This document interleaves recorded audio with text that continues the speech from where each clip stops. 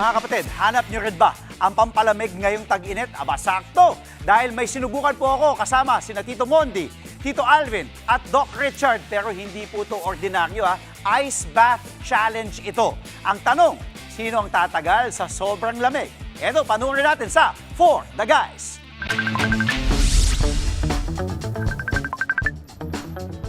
Guys, so init, tara, palamig tayo. Ano Tito Mon? Saan tayo? Sige, game! Let's go!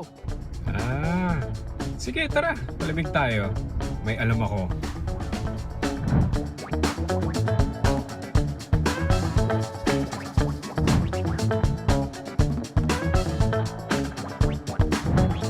Good morning, kapatid! Jules! Ice Bath Manila. Thank you Thank you. Pasok lang kami. Thank you. Halika na. Okay, ito na. Hello! Good morning po! Good morning, Good morning! Balitaan nga namin ng gusto niyo ng bagong gimmick ngayong summer. So, halina. Mainit pumasok Oo, tayo sa loob. mainit. Oo.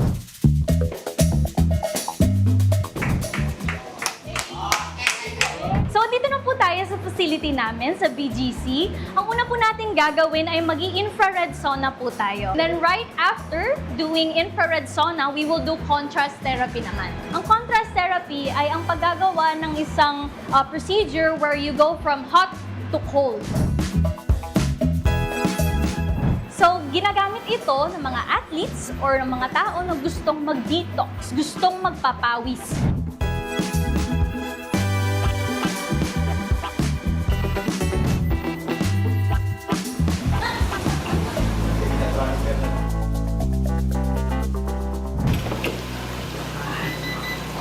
Mainit, pero relaxing. Init na nga, ang init pa. Pero nakaka-relax. Ang ganda ng katawan.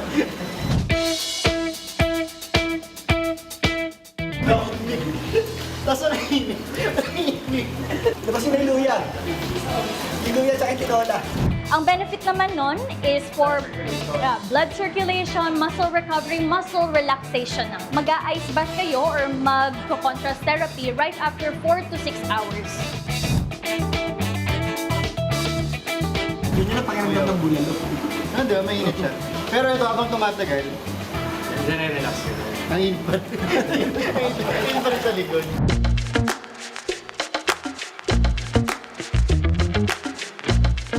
Kapag nag-ice bath ka kasi, it is a natural way to produce endorphins and dopamine levels. Kaya ang happy hormones mo is up pag ginagawa mo siya. It's a mental stress for you. So pag na-overcome mo yung mental stress na yon, ano siya happy hormone siya Ba't kalmado lang kayo? Ba't ako init? Ang unang susuko sa atin, manlilibre ng kape. Tayo ka nga, hindi namin maintindihan. Malamig sa una,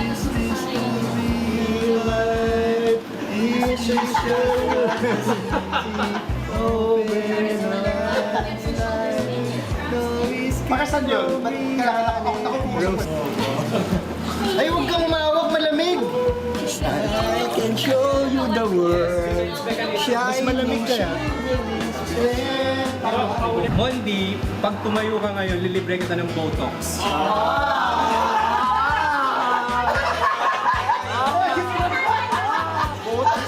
Magkano din yun?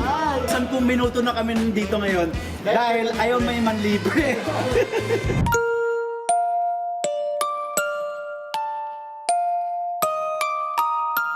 Mga kapatid, kaya ko to.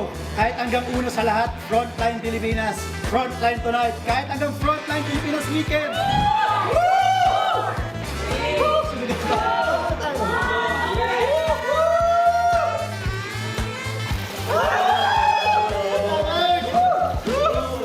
Tingin ko 5 kasi kakaibang experiences siya sa katawan mo. Good for pag may masakit sa katawan mo. 5 din ako. Nakatulong yung bonding namin ni Tito Alvin na kumakanta. Masarap siya presko. 5, lalo-lalo sa mga atleta, pang great for recovery siya. Sobrang sarap na experience. It's worth a try. So I would rate this 5 over 5. Sino ako? Nasaan tayo?